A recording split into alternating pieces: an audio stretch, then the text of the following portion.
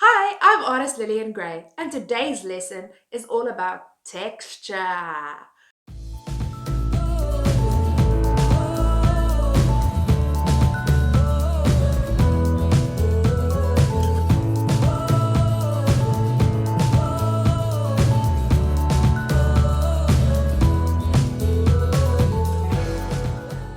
Texture is the feel of a surface.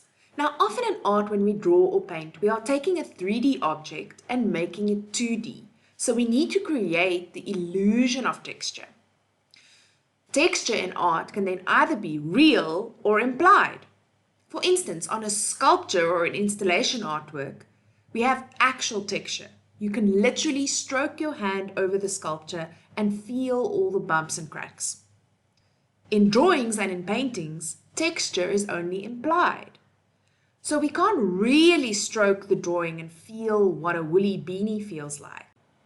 We need to indicate to the viewer what it might feel like if they could touch it. So let's first talk about 2D art, when we need to create the illusion of 3D. We do this by using several different elements, building blocks of the 7 elements of art, such as form, value, space, and texture. All of these things work together to create a 3D effect. Art is a universal language. What I mean by that, no matter where you are, people understand art.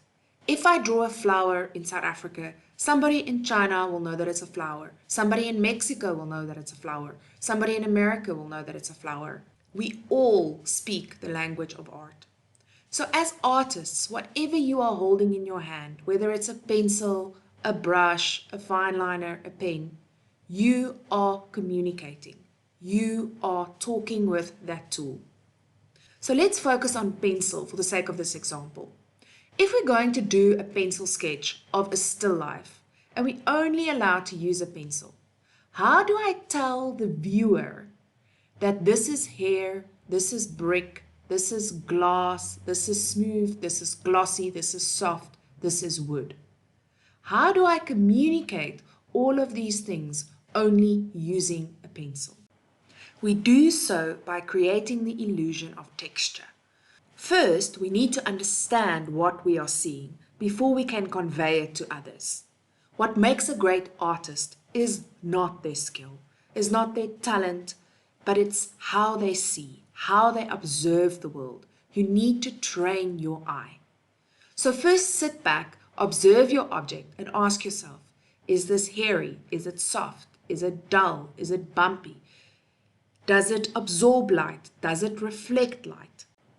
Once you understand what you need to communicate, you can decide which method is best to do so. Texture is built up of various mark-making techniques. Now there are different ways to do this with different mediums. Let me just show you some of the most popular mediums. So using pencil, we use different kinds of lines and stroke to create the illusion of various textures. In watercolors, we can create various textures by using different techniques such as dry brushing, wet on wet. We can also add awesome things to our paint to create even more contemporary textures. Here's a few examples of various techniques to create texture using oils. We can also apply the paint extremely thick so that the paint actually becomes 3D. This is called impasto. When using acrylic paint, artists often add texture paste or gel mediums to create thick impasto acrylics.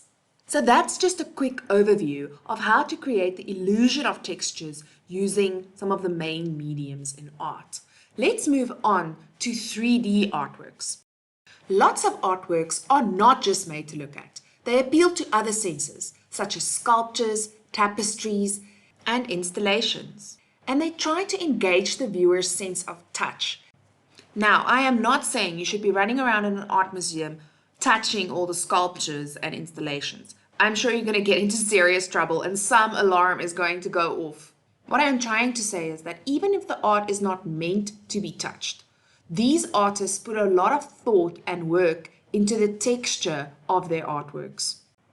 Let's look at some famous paintings so we can see how these artists used texture in their work. Way back, artists used to specialize in still lifes. They spent hours and hours perfecting their still lifes. Have you ever wondered why? This was their CV. This was their bragging rights. This was to show their absolute skill and how well can they paint glass, metal, organic shapes, man-made shapes, or fabric textures. These still lifes were then exhibited at court so that the wealthy could browse through them and select the artist that they wanted to use to paint their self-portrait. So these still lifes are really to showcase how well these artists understood texture and communicating them visually. Moving on through the ages and getting to the Impressionists and the Post-Impressionists such as Van Gogh, we see how artists start using paint in a very, very thick way. Remember, this is called impasto, and Van Gogh is really known for mastering this skill. Just look at these beautiful close-ups and textures that he created with his brushstrokes. Abstract Expressionism pushed the boundaries of textures you could create with paint even further. This is Jackson Pollock. Look at all the textures he created by dripping the paint and dragging it all over the canvas.